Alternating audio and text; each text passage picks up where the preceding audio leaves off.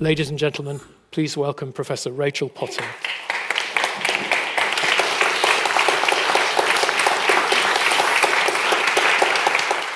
Thank you so much. Yes, so I am a professor of English literature at the University of East Anglia, and I'm a specialist in early 20th century literature and culture. And I wrote a book called Obscene Modernism, which is about a lot of books that were censored in the early 20th century on the grounds that they were obscene. So I looked at the kind of different mechanisms by which that censorship took place. And then more recently, I've got interested in the other side of the equation, so to speak. So what were the arguments that writers and lawyers put forward to defend literary works from censorship? And that led me to find out about this writers' organization called International PEN. So International PEN was founded in 1921, but it's still very much going strong. It's a global writers' organization. And they committed themselves to defending freedom of expression in 1934. And that was because in 1933, the Berlin PEN Center had been taken over by Nazi members. And they had immediately excluded Jewish and socialist writers from the PEN Center. So effectively, after that, International PEN excluded the Berlin PEN Center from the international organization because they were interested in free speech, and obviously the Nazi PEN members had clamped down on that. But it's interesting that their commitment to freedom of expression was basically shaped by the rise to power of the Nazis in Germany and within the PEN Center itself. So, free speech, free expression, it's rarely out of the headlines. There's lots of discussion of free speech in political terms, in journalism, and online. But in a situation where the Vice President of the United States can say that European countries have jettisoned freedom of speech, what do we actually mean when we talk about free speech? Freedom of expression is a very important right in declarations, in constitutions, and in political philosophy, particularly liberal political philosophy. And within those discourses, it's never meant the right to say whatever one likes. There are always questions about the boundaries of freedom of expression. So what qualifies as speech, free speech, or free expression? And at what point should the freedom to express be limited, either because it might cause harm to another individual, or because it might infringe rights to privacy, or it might undermine the authority of the state, or it might lead to social breakdown? There have always been boundaries on the right to freedom of expression. So, in this lecture, I'm going to look at the following questions. Why is freedom of expression important? Should there be limits on the freedom to express? Why have governments been so fearful of literary texts? I'm just going to give you a short history of some banned books in the UK. What does this tell us about why literature is important? And then I'm going to think about the key ways in which literary expression was defended in these cases. So when I say that free speech has always been defined by its boundaries, I guess what that means is that there's always a balance between free expression and harm. And that's decided upon differently in different democracies. And it's very much dependent on different histories and societal norms that they shape. But when the claim is made that someone has a right to free speech, it tends to mean that they have a moral right that ought to be protected by the law. It does not necessarily mean that they have the right to cause mayhem or to gratuitously abuse or dehumanize someone else. A famous example of the former is shouting fire in a crowded theatre. This is a paraphrase of something that Oliver Wendell Holmes said in 1919 in a case called Schenck versus the United States. And what he said was, the most stringent protection of free speech would not protect a man falsely shouting fire in a theatre and causing a panic. The question in every case is whether the words used in such circumstances are of such a nature to create a clear and present danger that they will bring about the substantive evils that Congress has a right to prevent. And I guess an instance of the latter would be hate speech targeting a group or individual based on inherent characteristics that has potential to cause significant harm.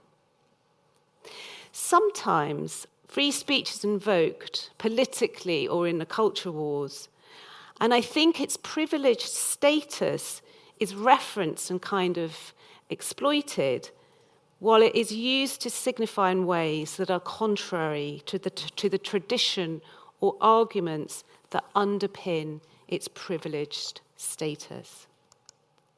But what do I mean when I say that free expression is a privileged right? In liberal philosophy, it is particularly important. Some arguments as to why it is important are consequentialist, which basically means that it produces something important. So free speech produces important things. A functioning democracy, for instance, or truths that benefit society, or as John Stuart Mill put it, the livelier idea of truth through its collision with error. Some arguments are deontological. They arise from first principles. Speech is important in and of itself, both to the producer and the recipient of speech. It is foundational to individual autonomy and self-fulfillment, and individuals only develop if they are free to communicate their ideas and to hear or read the ideas of others. And if you just look at the slide above, and if that you find that that's irritating or that it makes you angry, you'll see why the rights of the person to hear ideas are really just as important in the arguments about free speech as the right to actually express or speak an idea. They're both incredibly important. That image immediately makes one think, well, why have you got the right to block those words out? You know, why have you got the right to decide for me whether I can and cannot read those words? So, in liberal philosophy, political speech is particularly important. The arguments vary as to why this is, but just some of the main ones are. First, free speech is important because it allows us to exchange truth for falsehood. Free speech is important because the free exchange of opinions is fundamental to functioning democracy, because it enables equality of treatment and the self-realization and individual autonomy that produces informed participation in democratic decision-making. 3, it protects deliberative debate and the free exchange of opinion in the pursuit of truth, or what Oliver Wendell Holmes famously described as the marketplace of ideas in the ongoing quest for truth. 4th, it is important because even if an opinion is false, it allows for the livelier or more robust understanding of truth. As John Stuart Mill argued, it prevents truths becoming lazy truths or dogma, as he called it. Now, all of those arguments I've summarised relate to opinions. But in this lecture, I'm talking about literature, banned literary books and literary texts. And while novels sometimes express opinions, that's certainly not all that they express. Poems don't really express opinions as such. Some literary texts express ideas, but they tend not to make arguments. Novels are more likely to stage different ideas alongside one another, or ideas that clash against one another. So, defences of the free expression of literary works have mined some of the arguments, the broader arguments about political speech. Literary texts are described as forms of expression that are part of self-realization as an end in itself. The right to write or read literary works produces individual autonomy. They have been defended as important forums for the pursuit of truth, not scientific truth, but moral, psychological, or emotional truth. A different argument from the other way around, so to speak, is to say that while free expression is constrained because of its potential harms, literature has often been defended as expression whose harms are hard to prove. A literary text has to be considered with reference to its literariness, its literary form. Its form is not incidental to its meaning. It is intrinsic to what it is. And in this sense, a literary text is often, the language is playful, it's open-ended, it's multivocal. It's hard to see how a literary text as a whole qualifies as a kind of expression that intends to lead to significant harm.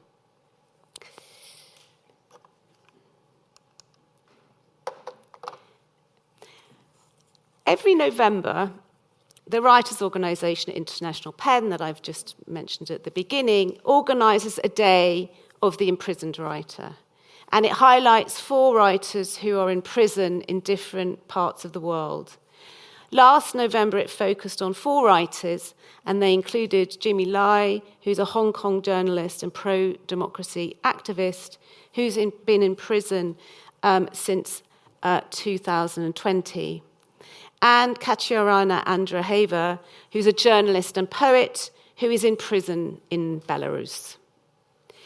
The writers highlighted by PEN are a mix of journalists and literary writers, most of whom have combined writing with human rights activism. I think the image of the writer behind bars is probably the most powerful symbol that we have of an author deprived of their liberty because of what they have written. Perhaps also there's no better symbol of why the freedom to express is so important. It seems like a terrible violation of liberty to be put behind bars because of something one has written, because the harms of what someone has written would have to be very profound for that to be justified. But of course there are other ways in which the freedom to express has been constrained. Books can be burnt or prohibited, or the publishers of books or journals can be taken to court and fined for contravening laws on obscenity, sedition, blasphemy, or libel. There is nothing new about being put in prison or physically attacked, even killed, for what one has written, and books being burnt or burned because of the dangers they pose. And this image behind you is something that was created by an artist called Marta Minuhin. She created a striking visual image of the scale of banned books in her art installation. She first erected it in Buenos Aires in 1983, and she called it the Parthenon of Books. after the Greek temple to democracy. It was built of more than 20,000 banned books, including literary works by Jean-Paul Sartre, Ernest Hemingway, Jorge Luis Borges, and more. She viewed it as a monument to the restoration of democracy in Argentina in 1982. She recreated the installation in 2017 in Kassel, Germany, at the site where Nazis had once burnt over 2,000 books by Jewish and communist writers. Menuhin's installation is a striking visual image of the scale and the politics of banned books. In the historical monument of the Buenos Aires Parthenon and the geographical placement of the Kassel Parthenon, she invites the viewer to connect the banning of books to authoritarian governance, as well as to consider its significance in the transition from authoritarianism to democracy and from democracy to authoritarianism. The Parthenon obviously looks to the ancient Greek monument to democracy and also invokes the Greek ideas of parrhesia, or translated to mean speaking truth with candor. The open and sincere expression of viewpoints seen as central to Athenian governance. The structure is also a powerful symbol of the centrality of banned books to what it is that we know.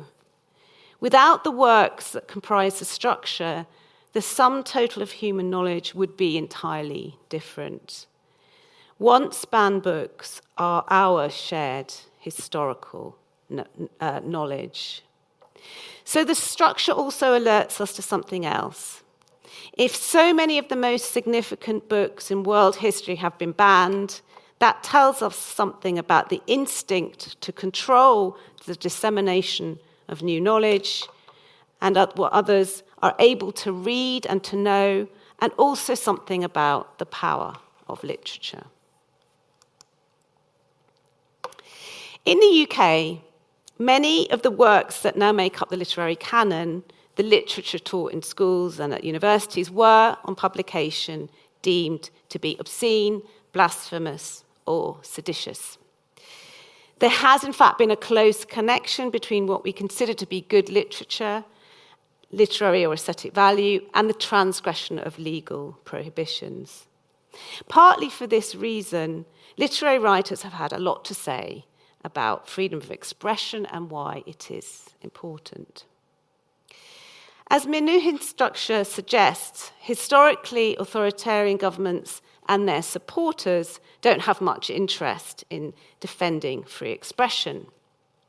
Nazi students flung thousands of literary works onto fires in 1933, including those of Bertolt Brecht, Thomas Mann, and Franz Kafka. Writers regularly testify to what they see as the authoritarian regime's exaggerated anxieties about novels, poems, and plays. Egyptian writer Taha Hussein put it in the 1950s, fear of freedom is the pitfall of oppression. Fear of literature is the pitfall of oppression.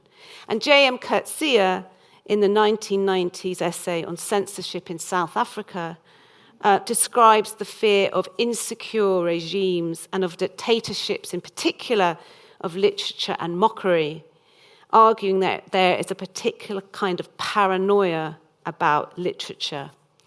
As Margaret Atwood has said it much more recently, when your regime is under pressure, a little book burning creates a popular distraction. Writers don't have an army, and they're so easy to blame. In democratic structures, the rationale for censoring literary works tends to be a bit different, although there are often crossovers. And it tends to go on a logic of wanting to protect other people. It's always other people who need protection from harm.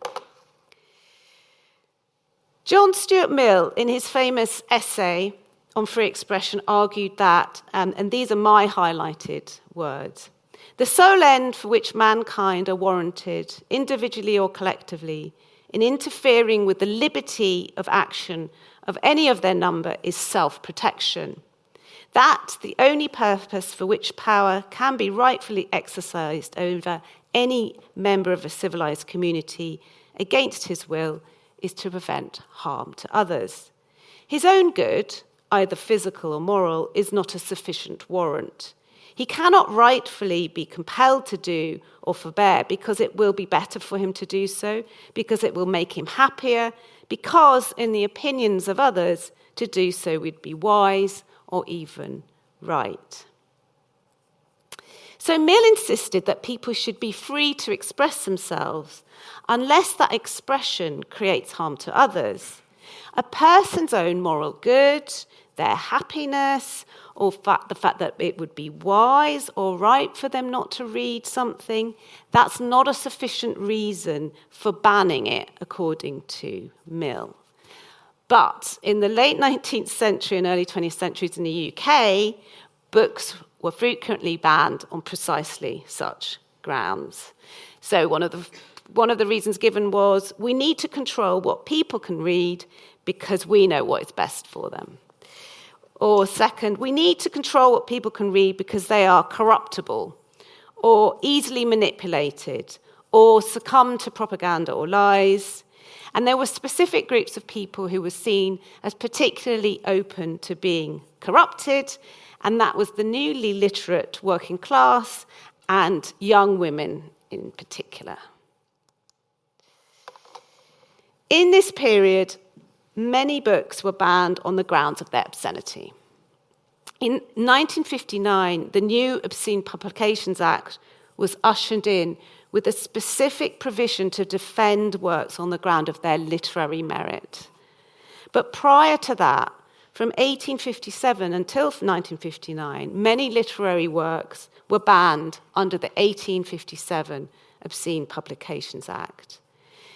And when it was being ushered through Parliament, Lord Campbell said the following about it. This is the first quote up there. It was intended to apply exclusively to works written for the single purpose of corrupting the morals of youth and of a nature calculated to shock the common feelings of decency in any well-regulated mind. But it was left to the courts to come up with a definition of obscenity. There was no definition of obscenity in the Act. And that happened in 1868 in a case that became known as the Hickling Act. And this is the second quote on the sheet. It said, and the definition of obscenity was that a work would have a tendency to deprave and corrupt those whose minds are open to such immoral influences and into whose hands a publication of this sort may fall. So you can see that there's been a real shift between those two things. Intention has been replaced with tendency. A well-regulated mind has been replaced with a mind which is open to such immoral influences. Lots of books were banned because the second bit of that is so loose, it's so general, that pretty much anything could be considered obscene under that definition. There were three main ways in which books were targeted. First, a private prosecution could be brought by concerned citizens or organisations, such as the National Vigilance Society. Second, the Director of Public Prosecutions could decide to bring an action on behalf of the state under the 1857 Obscene Publications Act. And third, the third method of dealing with obscene materials was by way of the Customs Consolidation Act of 1876. This allowed an order to be issued banning the import of an obscene book produced abroad. No justification was needed, and the right to appeal was limited. So the books were basically seized at the port or airport of entry or in the mail. So James Joyce's Ulysses was prohibited in the UK through the Customs Consolidation Act. Episodes of Ulysses, which is now considered one of the best novels of the 20th century, they'd been published in an American journal called the Literary Review, and they included an episode called Nausicaa, which involves explicit descriptions of the protagonist Leopold Bloom masturbating and ejaculating while ogling a 17-year-old girl called Gertie. So legal action in the States was initiated by an organization called the New York Society for the Suppression of Vice, and the editors were taken to court in 1921 in New York and prosecuted for publishing an obscene work. The complete book of Ulysses was only published in 1922, and it was published in Paris. It came to the attention of the UK authorities when a reviewer called Shane Leslie reviewed it and judged it that it contains passages that are fantastically opposed to all ideas of good taste and morality. It was, he claimed, experimental, anti-conventional, anti-Christian, chaotic, and totally unmoral.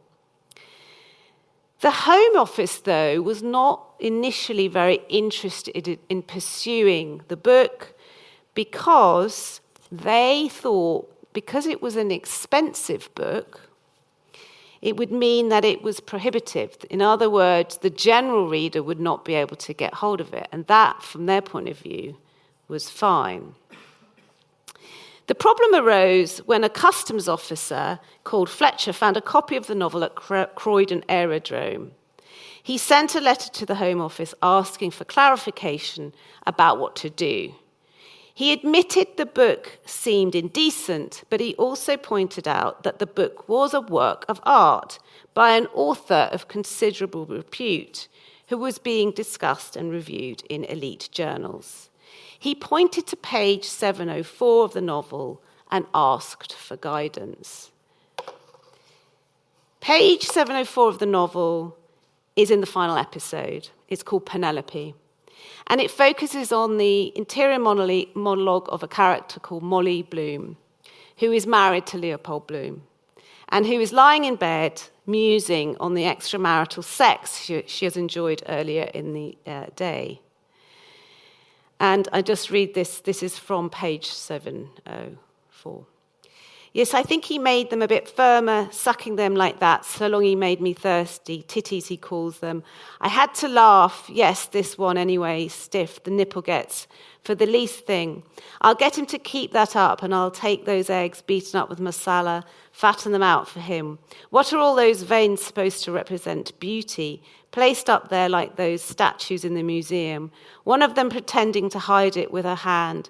Are they so beautiful? Of course, compared with what a man looks like with his 2 bags full and his other thing hanging down out of him, or sticking up at you like a hat rack. No wonder they hide it with a cabbage leaf, and it goes on.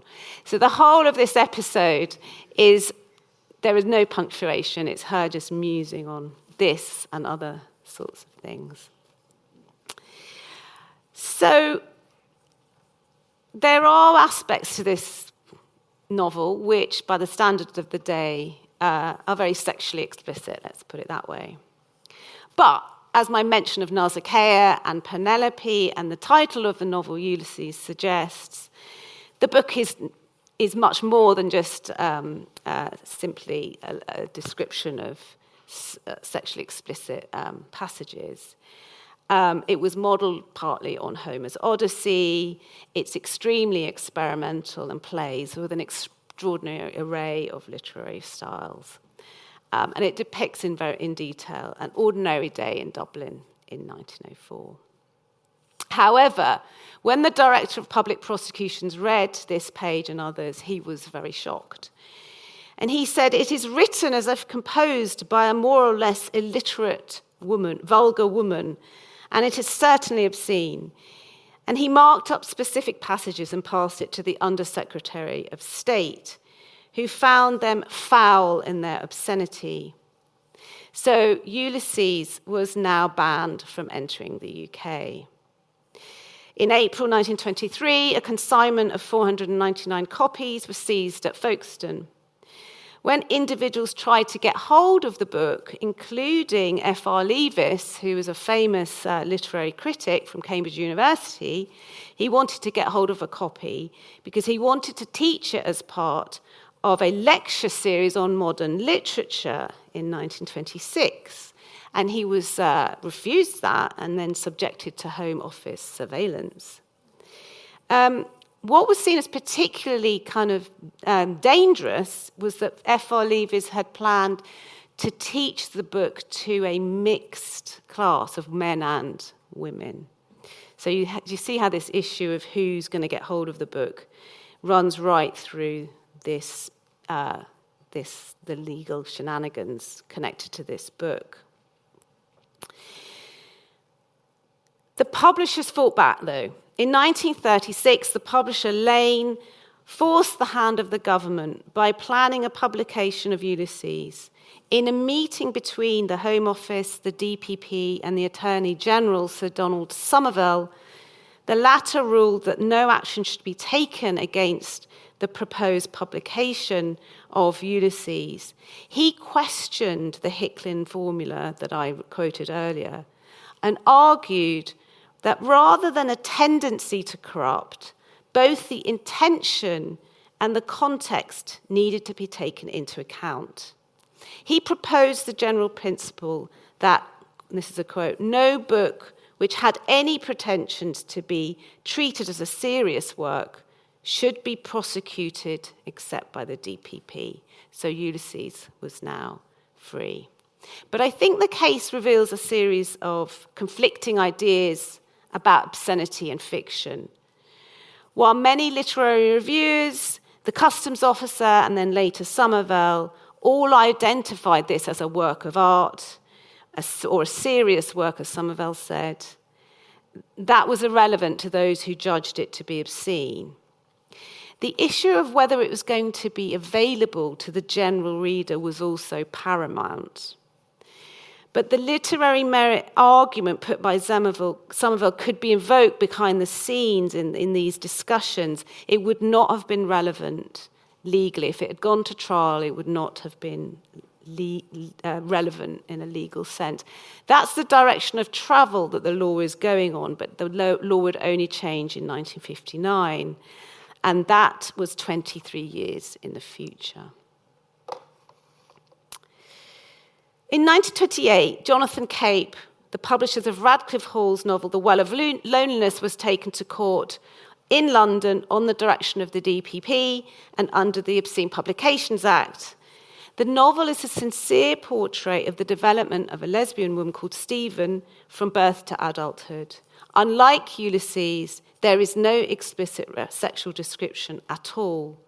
The most sexually explicit moment in the text is when we are told, and this is the quote there, Stephen bent down and kissed Mary's hands very humbly, for now she could find no words anymore, and that night they were not divided.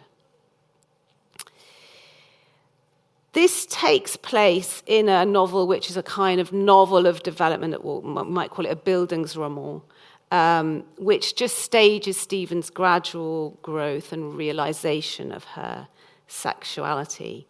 The action was spearheaded by a journalist called James Douglas, who was a columnist for the Sunday Express. Sorry, that should say the Sunday Express. And under the title, A Book That Must Be Suppressed, he basically invited the DPP to take action. I've just reproduced the words that are in dark type there because you can't read them.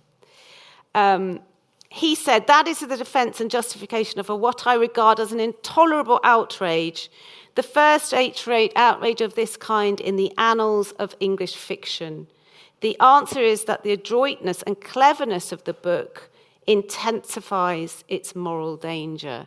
So here he basically says that the fact the book was well written with adroitness and cleverness intensified its danger. And he famously likened the book to poison. He said, "I would rather give a healthy boy or a healthy girl a phial of prussic acid than this novel. Poison kills the body, but moral poison kills the soul." So he's basically saying that the moral harm that this book can unleash is more profound than being physically harmed by ingesting lethal poison. It's a kind of reversal of Mill's argument about harm. The idea that the literary merit of the book made it more rather than less dangerous was repeated by the judge, Lord Byron, in his judicial summing up.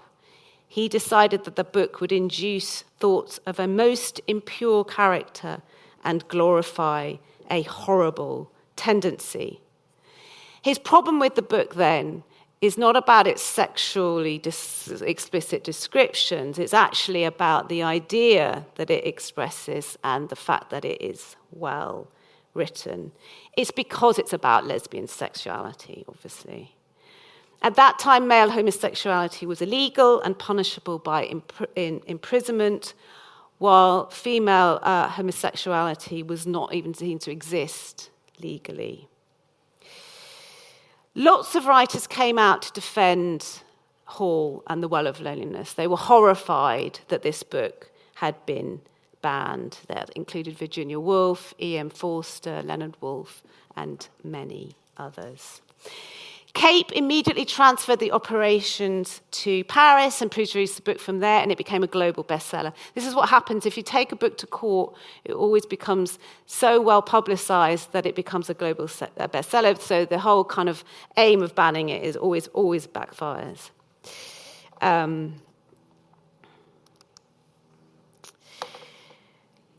The law did change, though, in 1959, and it introduced this new clause that there would be a protection for literary works, and not only that the testimony of experts could be called upon to argue the case for the literary merit of a particular work.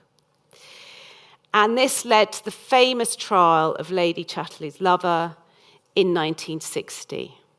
Penguin Books basically decided to bring out a paperback edition of the novel, and the fact that this novel was going to be very cheap and available to the general reader was also an issue in the trial. But it became a test case, and in the end, as you probably already all know, Lady Chatterley's lover was acquitted. But it was quite interesting what happened in the arguments within that trial, too. So the prosecution argued that it does tend, certainly that may tend to induce lustful thoughts in the minds of those who read it. But then the prosecution said the following: "Would you approve of your young sons, your young daughters, because girls can read as well as boys, reading this book? Is it a boy that you would want your wife or your servants to read?" And at that point, the whole of the courtroom, including the jury, because there were 3 women on the jury, they all started laughing. And I think at that point the defense thought, we've won this case. Because basically the prosecuting solicitor was invoking a kind of world that was disappearing. You know, things had changed. There were women on the jury, and the idea that you would have servants was sort of ridiculous. So the trial kind of, they felt that kind of, the defense felt, oh, well, maybe we've won it at this point. But it was also interesting in the trial that the defense lawyer wanted to press on this idea of harm. He insisted that to corrupt means a tendency to change, to make morally bad, to pervert, to result in someone doing that, that's my stress, which he would not otherwise have done if he had not read the book. And that the test case now was whether the book would involve a change of character leading the reader to do something. So basically saying, you would have to prove that this novel actually created some kind of actual activity in the world, some kind of harm that is tangible and physical. the history that I've sketched has shown some of the details and debates surrounding the banning of significant literary works in the UK. And we've seen some unfolding discussions about boundaries and at what point it's justifiable to limit what someone can write and publish or read. The defence of literary freedom has often rested on strong claims about the formal autonomy of the literary text and its disconnection from causing harm. And this idea that a literary text has to be judged as a whole is also very important. It's very hard to think about how a literary text creates direct stimulation to harm or incitement to harm. I think it's interesting in that the cases of Ulysses, The Well of Loneliness, and Lady Chatterley's Lover, the prosecution argued that they created moral corruption, but the defence involved trying to shift the focus from corruption to harm. And literary texts in all of these cases are defended in terms of their seriousness. They're serious works. They're not gratuitously offensive. They're not gratuitously obscene. So I guess in the UK, since the test case of Lady Chatterley's Lover, there have been other cases of books being taken to court, but by and large, the censorship of literary texts has ceased. But it's not the end of the story. So in the US, as we were saying earlier, there have been endeavours to control what young people can read, and that's become important, and it has increased in recent years. PEN America, since 2021, has compiled statistics about book bans in schools and universities, and their statistics record a significant increase. So while there were 2,532 book bans in 2021, there were 10,046 in 2023 to 2024. These bans include a combination of local campaigns and state laws. Florida and Iowa, for instance, recorded the highest number of book bans because both states introduced statutory processes for banning books. PEN America has analysed the content of the most commonly banned books for 2023 to 4. Most include books with people of colour, books with LGBTQ plus people and characters. Over half included sex-related themes. Now, many of those books are aimed at young people, but among the 19 most banned books were Margaret Atwood's The Handmaid's Tale, Toni Morrison's The Bluest Eye, and Alice Walker's The Colour Purple. The reasons given for this will be familiar to us by now, I hope. It is to protect young people from moral harm. But as Maggie Nelson has put it, caring and coercion can exist in a knot. And that knot can justify jettisoning some of the arguments I have outlined in this talk. So, just to summarise, in this talk I've suggested why, historically and philosophically, the freedom to express has been seen as important. I've also suggested that free expression has always been defined in relation to boundaries. I've delved into the history in the UK of government attempts to limit literary free expression and the reasons that were given. These cases reveal a lot about defences of literary freedom. These arguments, in turn, are also a bit about literary value. A literary text has to be taken as a whole and read with reference to its literariness or literary form. Form is not incidental part of its meaning, but is intrinsic to it. To justifiably prohibit a literary text, it would be necessary to prove that it creates significant harm. The justification of banning texts has often involved the claim that they will corrupt the minds of readerships judged in advance. So the young women, for instance. They're judged to be easily corruptible. But as John Stuart Mill argued, deciding what is morally good for someone else and protecting it is not a sufficient reason for prohibiting expression. Thank you very much.